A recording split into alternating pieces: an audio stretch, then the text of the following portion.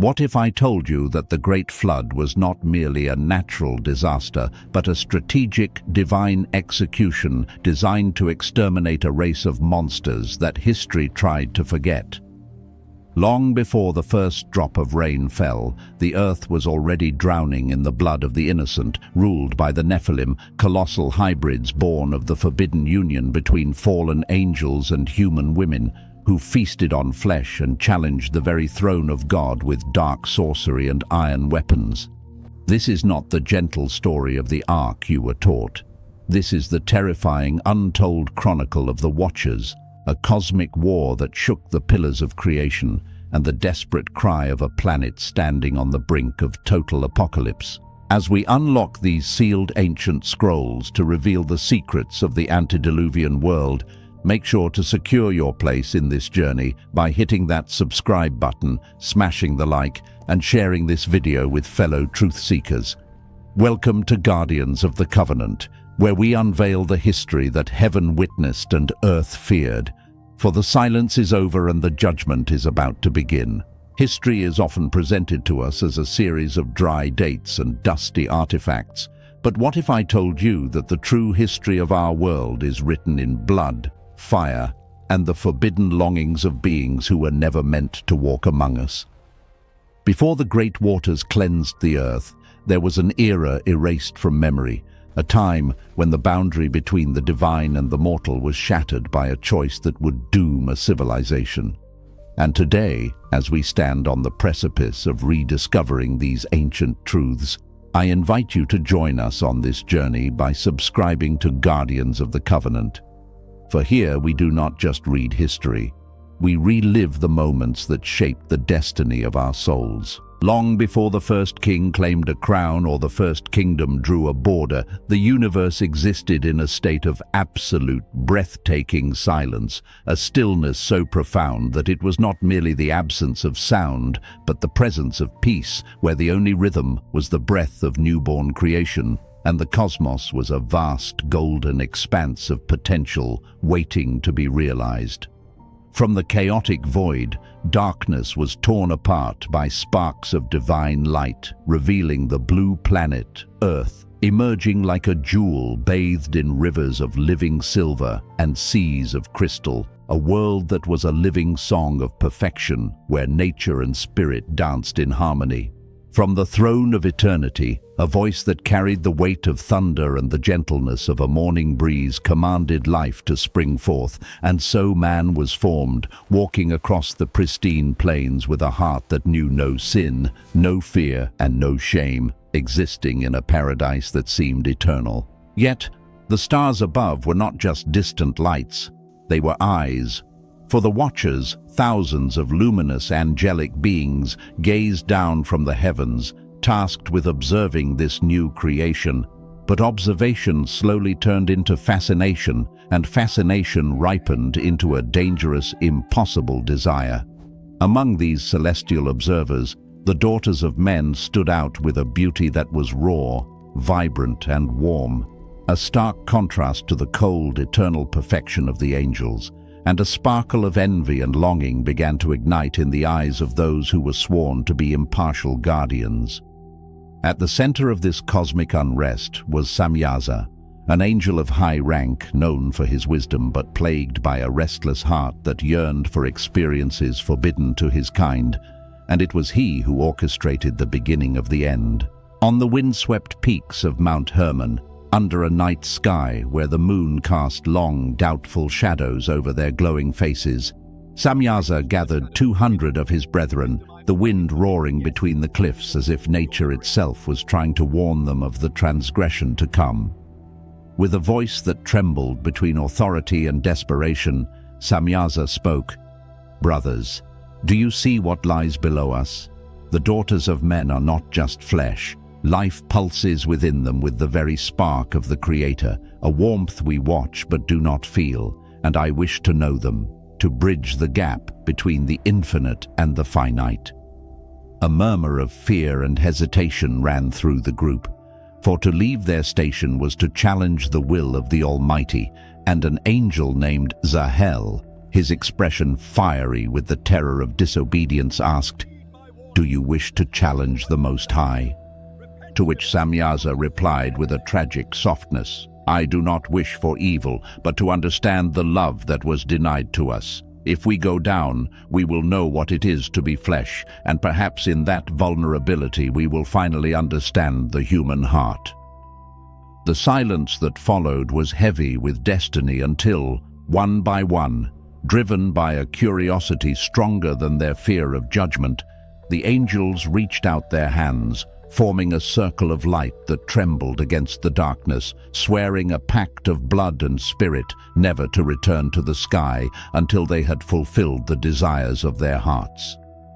The moment the decision was sealed, Mount Hermon shook to its foundations. The wind howled like a wounded beast, and from the heavens, streaks of fire cut through the atmosphere as 200 angels fell like burning stars, abandoning their glory to crash into the physical realm, tearing through the clouds and the horizon itself. When they touched the ground, the transformation was instant and jarring. They took on human forms, but they were not men, for they possessed statures of intimidating height, eyes that burned with the residual fire of the stars, and faces that commanded the authority of kings, causing the very ground to tremble beneath their heavy, materialized feet. The daughters of men, innocent and unsuspecting, saw them and were struck with amazement, for no mortal man possessed such terrifying beauty or such magnetic power, and as the watchers approached, the line between reverence and romance blurred. They took wives for themselves, not out of love, but out of possession, and in exchange for this forbidden intimacy, they began to teach humanity the secrets of the heavens that were meant to remain hidden. They planted lush gardens that defied nature, built towers that scraped the sky, and erected golden altars where the worship of the Creator was replaced by the worship of the creature. But the true horror of this union was yet to be born, for the biological and spiritual incompatibility between the divine and the human gave rise to the Nephilim, children who were not children at all, but monstrosities who grew with unnatural speed, their eyes glowing with a predatory light and their bodies possessing strength that could crush stone. In a terrifyingly short time, these hybrid offspring became giants, towering over the forests and the cities, and the earth began to groan under the sheer physical and spiritual weight of their existence. The Nephilim were driven by an endless, consuming hunger. They hunted every beast of the field, dominated the herds, and when the land could no longer sustain their gluttony, they turned their voracious eyes toward the humans who had once welcomed their fathers. Men, unable to resist these demigods, began to worship them out of fear, bowing down to the architects of their own destruction. Samyaza, now dressed in the finest linen garments and crowned with stones that mimicked the stars he had abandoned, looked out over his kingdom with a mix of pride and creeping dread, declaring, "We have created something great. The sky fears us and the earth reveres us." But Azazel, standing by his side with a somber shadow over his face, whispered the truth that Samyaza refused to admit. "What have we created, brother? It might be our downfall, for they know no limits, and their hunger is endless." His words were prophetic, for the Nephilim, having consumed the labor of man, turned against humanity itself. And soon blood began to run through the valleys like water, and the mountains echoed not with songs of joy, but with the cries of despair, as the scent of blooming flowers was replaced by the metallic stench of iron and death. The sky, once a witness to their glory, now darkened in rejection, and thunder began to sound in the distance, not as a natural phenomenon, but as the voice of an angry cosmos. From the heights, a light pierced the heavy clouds, settling over the mountain where the pact had been made, and an invisible, powerful voice echoed through the marrow of every living thing. "The earth groans under the weight of your corruption. The spirit of man will not remain forever." Samyaza looked up, and for a fleeting, agonizing moment, he saw the reflection of his ancient wings burning in the distance, a reminder of what he had lost, but the wind brought only the cold, silent answer of judgment, a foreshadowing of the storm that would soon wash away history. The days that followed were a surreal nightmare of glory and horror intertwined as the Nephilim grew to impossible heights, their voices booming like thunder and their eyes shining like embers of hell, shaking the ground with every step while human cities bowed in servitude, offering tributes and erecting altars to appease their tormentors. The fallen angels, enchanted by the power of their monstrous children, continued to corrupt the world further. Azazel revealed the secrets of metallurgy, teaching men to forge iron and bronze into swords, shields, and spears, transforming the innocent tools of agriculture into the weapons of war, while others taught spells, the toxicity of herbs, and the manipulation of shadows, spreading a forbidden wisdom that poisoned the human soul. Samyaza, standing atop a newly built temple, watched the horizon fill with fire and dust, witnessing the civilization of men blossoming with knowledge, yet decaying with morality. And when he commanded Azazel to show them the knowledge of the gods, Azazel replied with a hardened heart, "I am showing them destruction." The reality was undeniable. Brothers were killing brothers, kings were devouring kingdoms, and the children of the Watchers were drinking the blood of the innocent, while rivers of wine and blasphemous songs flowed under the reddish light of a dying dusk.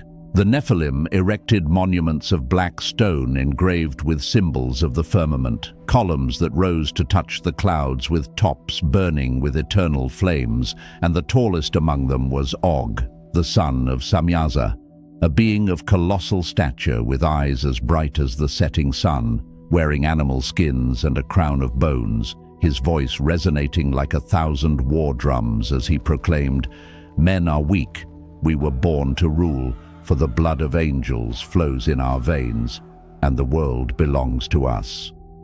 The crowd applauded with wild, fearful cheers, while the Watchers looked on in silence, trapped between pride and a crushing guilt as time passed, and the hunger of the giants grew so desperate that they consumed everything, destroying entire villages and staining the rivers red with human life. Women wept, the skies turned permanently grey, and the sunlight seemed to flee from the earth in shame, while idols of the fallen, figures with broken wings and golden eyes, were erected in every city, and men, in their terror, began to sacrifice their own children to appease these false gods.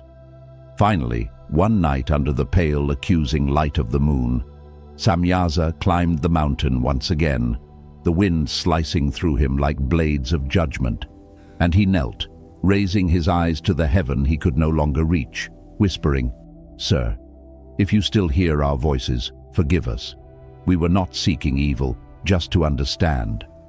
But there was no response, no comfort, only the distant rolling thunder, an echo of contained anger that signaled the silence of God was not an absence, but the terrifying calm before the ultimate end.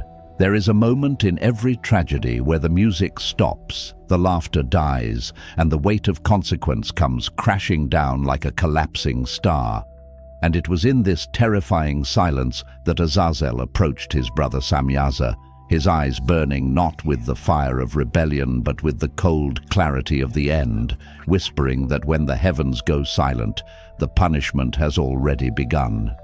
But before we witness the divine verdict that changed the cosmos forever, I invite you to secure your place in this unfolding history by subscribing to Guardians of the Covenant.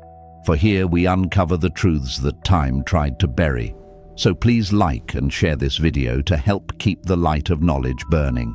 As Azazel spoke those chilling words, the horizon itself seemed to agree, trembling violently as if the earth was recoiling from the touch of its oppressors, while unnatural lightning crossed the skies without the sound of thunder.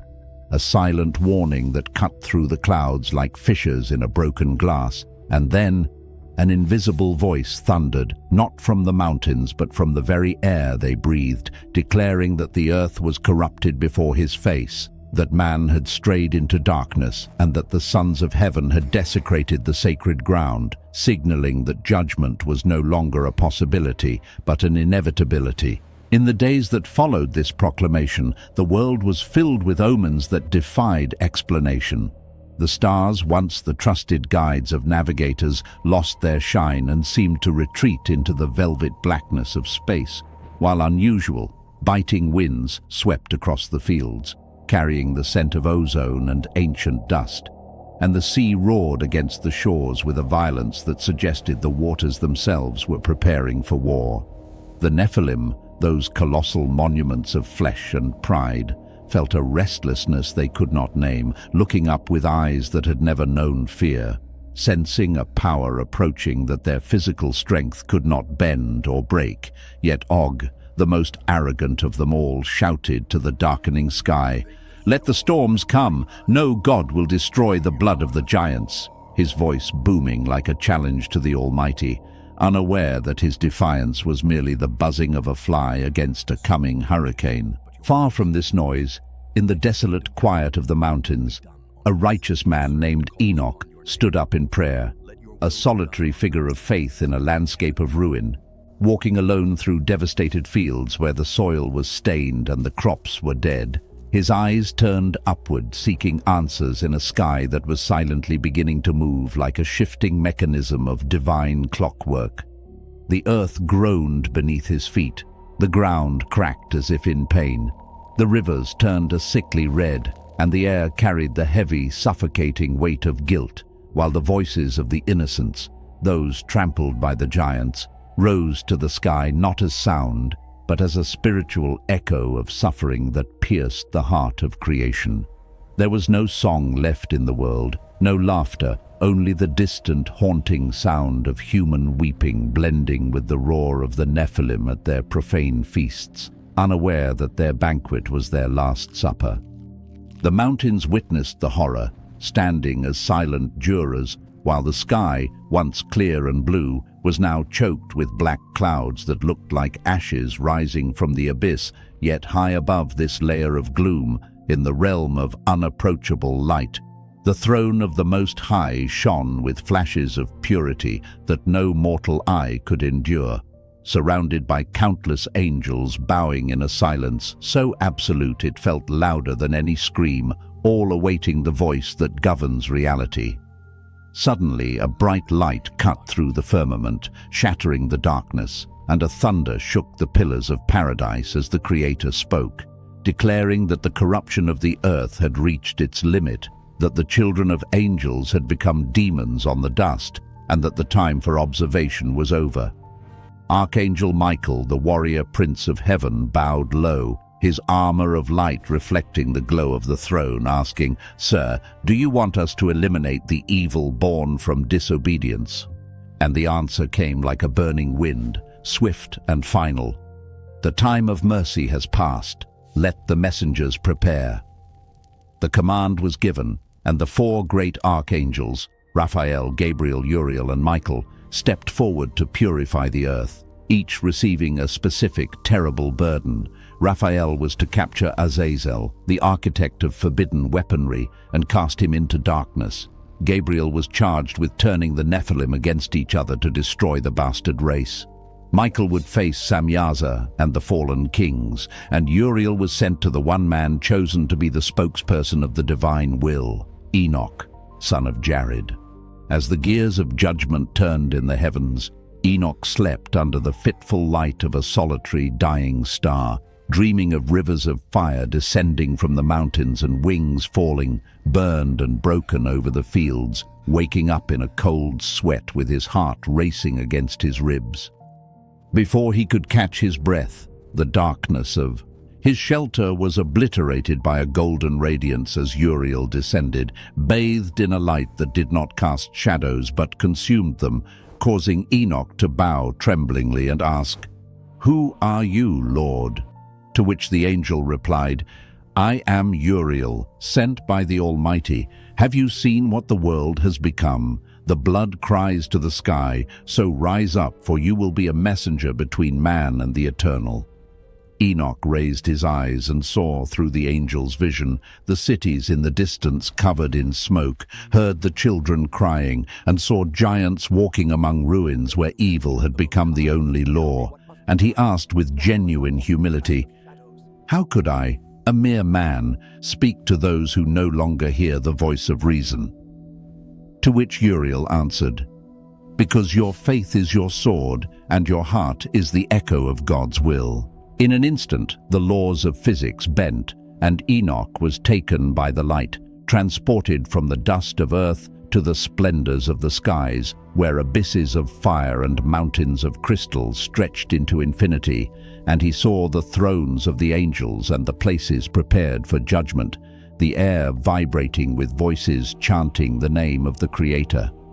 In the center of this glory, a huge angel approached, Michael, the commander of the hosts, who told him, "Enoch, the Most High grants you the vision of destinies.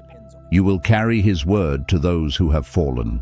You will go to Mount Hermon and tell the watchers that there will be no forgiveness, that their children will perish, and they themselves will be chained in the depths until the day of the final judgment."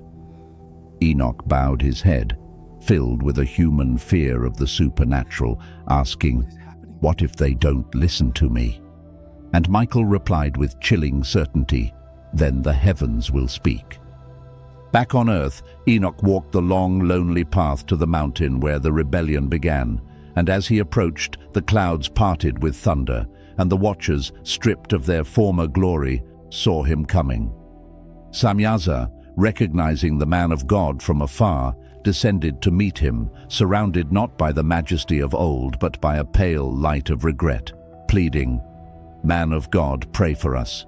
We were foolish. Our children destroyed what we swore to protect. Ask the Almighty to forgive us."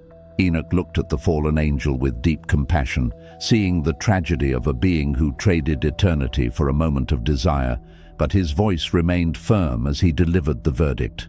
"There is no more intercession. Heaven has declared your end. The abyss will be your resting place, and your children will know the sword of judgment."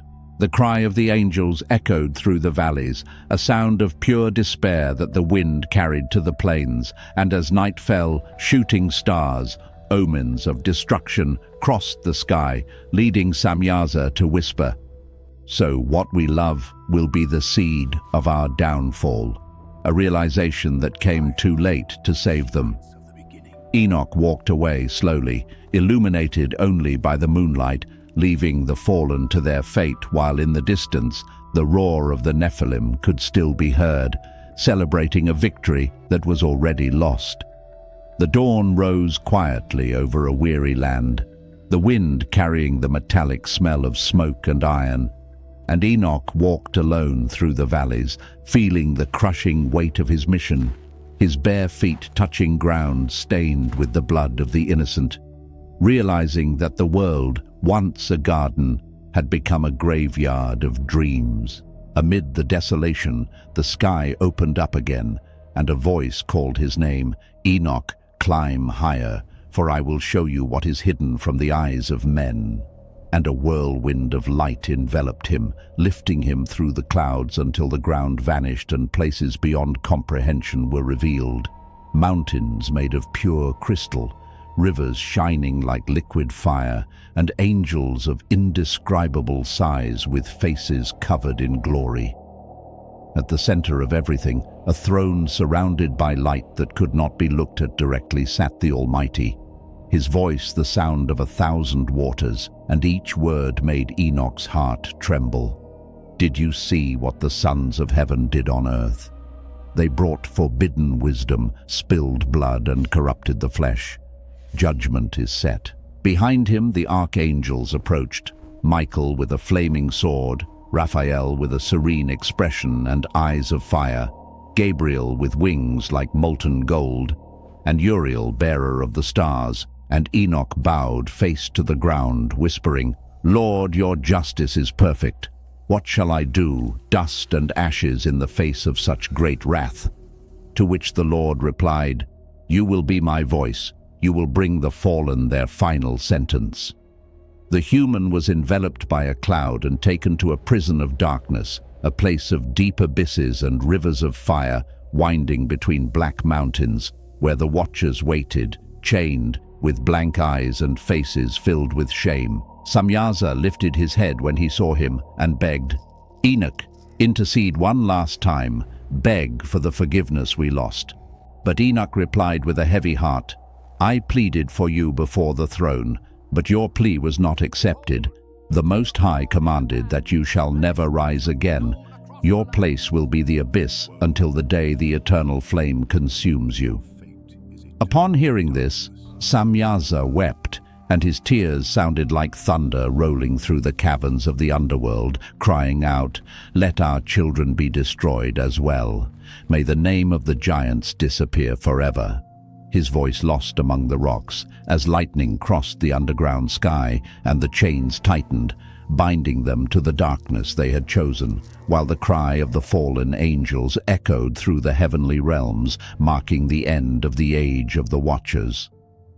The cry of the fallen angels faded into the jagged rocks of the abyss, leaving Enoch alone in the firmament to contemplate the terrible fate of the Nephilim, and in his visions he saw the future unraveling like a tapestry of fire where armies of giants fought each other in blind rage. Cities burned, and the seas themselves seemed to die under the weight of blood, causing a tear to fall from his eye as he witnessed the world the Creator loved turning into absolute ruin. But even in the darkest night, the dawn of a promise was breaking, for Raphael approached him, placing a hand of comfort on his shoulder and whispering that while the burden is great, there is still one righteous man left on earth whom the Most High has chosen to build a new era when the waters eventually cover the mountains. "Who is he?" Enoch asked with a voice trembling with hope, and the name Noah hung in the air like a prophecy, causing the light around Enoch to pulse as time stood still, and the voice of the Creator commanded him to return to earth one last time, to warn the people that judgment comes with waters no giant can withstand, but that a refuge in the heights would be provided for those who kept the faith. The vision faded, and Enoch found himself back in the fields as the sun set on the horizon, painting the world in blood-red hues, while the distant drums and blasphemous shouts of the Nephilim echoed like a funeral march for humanity. He climbed to the top of a hill, the wind blowing hard against his face as lightning streaked across the sky, and raised his voice in a final, desperate plea, shouting, "Repent, O men, for the waters will come and take away pride and blood." But his words were swallowed by the wind, heard by no one but the thunder which roared in confirmation. Then the world began to shake with a deep, guttural roar from the depths. Clouds spun like whirlwinds of fire, and a curtain of divine light descended over the valleys as the angels of judgment arrived. Enoch, the righteous messenger, closed his eyes and was enveloped in brightness, his body ascending to the eternal realm, leaving the earth behind and sealing his name forever among those who walked with God. The skies then ripped open, beams of light crossing the clouds as Michael descended like a blazing star, followed by Gabriel and Raphael leading legions of light against the darkness rising from the earth. The Nephilim, those giants born of corruption, rose to challenge heaven, with Og, the greatest of them all, raising his iron spear and shouting defiance. But the ground split beneath their steps as swords of light clashed with spears of sin, creating a deafening sound that echoed like the collapse of creation itself. Michael, invoking the name of the Almighty, struck down giants in flames, while Gabriel led the hosts through the firestorm, and Raphael descended into the depths to bind Azazel in chains of fire, sealing him in the abyss with glowing stones. From above, Samyaza watched the destruction with sorrow until Michael appeared before him, declaring, "You were the first to fall and the last to understand," before casting him into the same darkness, ending the age of rebellion forever. A profound silence covered the land as heavy clouds formed, signaling the prelude to the final judgment. And Raphael announced that the land, once washed in blood, would now be cleansed by water. The divine gaze turned to Noah, who, amidst the mockery of men, raised the planks of the ark, guided only by the voice in his heart. And as animals arrived two by two, the floodgates of heaven opened and the fountains of the deep burst forth, engulfing the world in an unstoppable tide. On the highest peaks, giants like Og tried to resist, shouting against the sky until they were swallowed by colossal waves, while humanity cried in vain at the closed doors of the ark. And Noah wept, whispering, "Lord, have mercy." To which the voice replied, "The earth must be cleansed." For 40 days and nights the flood covered everything, dissolving cities and erasing corruption until only silence remained. The pale sun eventually illuminated an endless ocean where the ark floated as a speck of life. Noah released a dove, and when she returned with a green olive branch, he knew that hope had survived.